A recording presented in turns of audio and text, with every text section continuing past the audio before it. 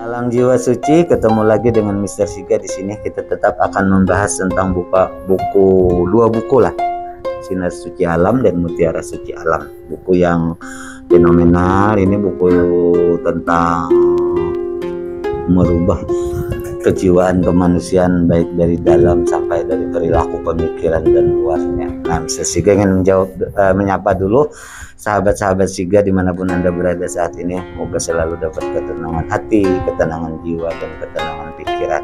Nah, mudah-mudahan juga sahabat-sahabat Siga yang menonton acara ini bisa mengerti. Tapi kalau tidak mengerti, silahkan tanya jawab kita di kolom komentar. Nah, kita akan membahas tentang sifat selanjutnya, yaitu tentang, kami menulisnya di sifat selanjutnya ini, Esa.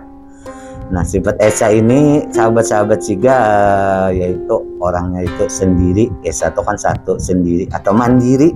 Nah, itu kalau kepengen melihat orang itu punya perasaan kuat, setiap insan itu kan beda-beda, ada yang kuat, ada yang tidak, tapi yang namanya perasaan itu bisa dilatih atau dikembangkan menjadi lebih baik. Orang yang lebih punya hati, lebih punya perasaan dalam kehidupan, dia kecenderungannya mandiri, lebih mudah mengerti. Nah, itu jadi orang hidup ini yang kita bicarakan ini, sahabat-sahabat Siga, ya, orang yang secara fisik pemikirannya normal, sehat secara lahir dan batin. Nah, beda dengan orang yang selalu mohon bantuan, dia tidak mandiri, dia tidak punya perasaan. Sebenarnya ketika seseorang itu dikasih tugas, kalau orang yang punya perasaan, dia akan memahami tugas itu supaya bisa. Tapi kalau ada orang yang dikasih tugas, yang segala sesuatu bertanya, nanya melulu, padahal jika dia mau memperdalam, dia sebenarnya cepat aja mengerti, memahami. Tapi karena dia tidak esa, tidak mandiri, tidak punya perasaan dengan apa yang dia tangani, dengan apa yang dia miliki, dengan apa yang sedang dia lakukan, apa yang sedang dia pelajari, maka dia akan ketergantungan.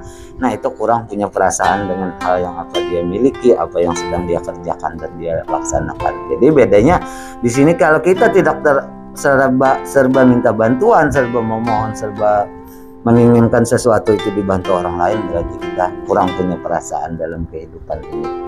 Jadi sahabat-sahabat Siga, kalau kita orangnya seperti itu, dirubah aja supaya jadi orang yang mandiri, berarti kita punya perasaan.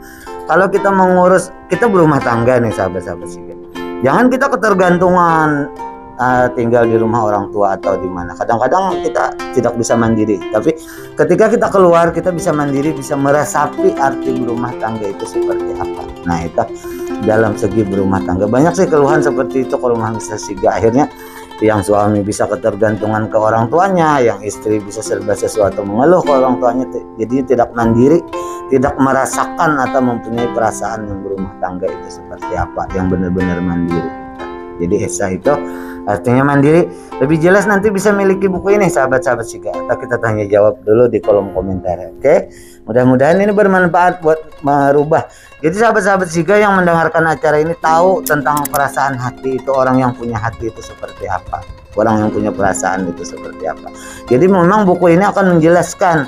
Selama ini kita tidak tahu yang seperti orang punya hati itu seperti apa. Ini lebih menerangkan pemikiran, pemahaman otak kita tentang orang yang punya perasaan, punya hati. Nah, itu